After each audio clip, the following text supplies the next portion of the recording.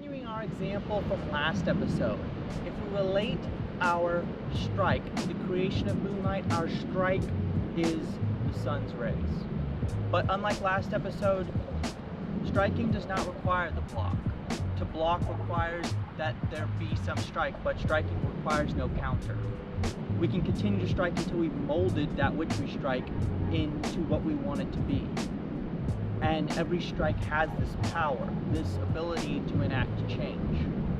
So before we strike, we should think about what and why we're striking. We should reflect. Does what we're striking have the ability to block us, and like the moon, prevent the passage of our light through it? And what will be this consequence? Because before the moon reflected the sun's light, it was just a rock in our sky. But after, it becomes this thing that we, as I am now, try to attach meaning to. This interaction between the sun and the moon, between our strikes and the possible block, create a whole possible series of effects that we have almost no way of foreseeing, like the butterfly flapping its wings. Well, wait. Let's rewind here.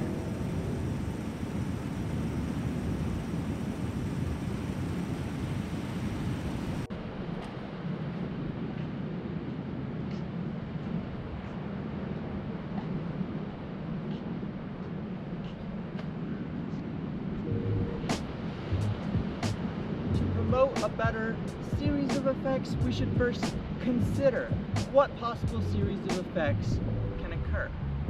And so, the strike, the punch, the palm heel, the knife hand, the back fist, the ridge hand, the elbow, the spear hand. How many different ways can we throw our arm at something? Many more than this, I think. Let's get to it.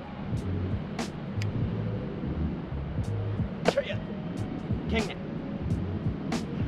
In our episode on the punch, we focused on the two-handed concept, using our whole body to generate power and centering it at our core.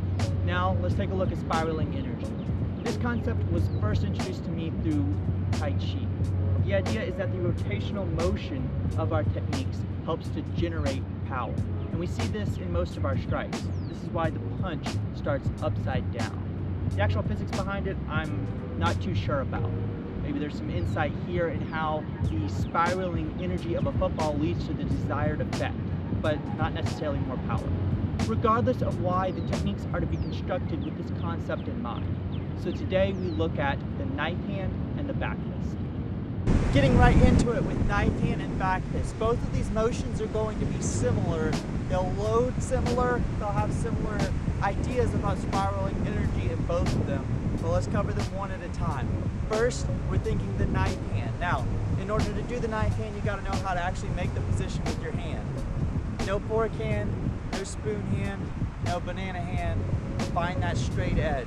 Striking with the blade of our hand, fingers and thumb tucked tight. We are loading here, hugging ourselves with both arms, elbows high, not drooped down. Finding our target, we release both arms using the two-handed concept, and our blade finds its way to the target. Now, spiraling energy. Notice that it comes in play here. Palm is towards my ear and finishes face down. This is so that I can get the pronation of my wrist and my elbow to the target. One more time, from loaded position here, both elbows high, finding my way to the target as I rotate my wrist and elbow. Now I'm also getting some spiraling energy here in the two-handed concept. So both of these techniques or both of these ideas are working together because I'm still having that swirling or spiraling motion around my body as I'm making this strike using both arms. Okay, so now that we've covered knife hand, back fist is going to be pretty quick. There's really only one major difference between the two, and that's in how we set up the spiraling energy or the pronation of our wrist in this one. But our loaded position will be the same. We'll be hugging ourselves and we'll be making a fist. Now before I actually get into the motion, we're making a fist just like we were in the punch episode. And just like in the punch episode, we're using our first two knuckles. But instead of the front of our first two knuckles, we'll be using the top if you're looking at a punch, but if we turn it sideways and we think about this as the front, then we'll be using the back of our fist there, going into the target, striking with that surface. Still our two biggest, strongest, most supported knuckles. Now back to the load. Same load, hugging, elbows high. This time though, notice that my palm is face out. Again, this is so that I can get the pronation of that wrist here. Notice that if my palm were faced towards me, there would never be any rotation of the wrist and elbow.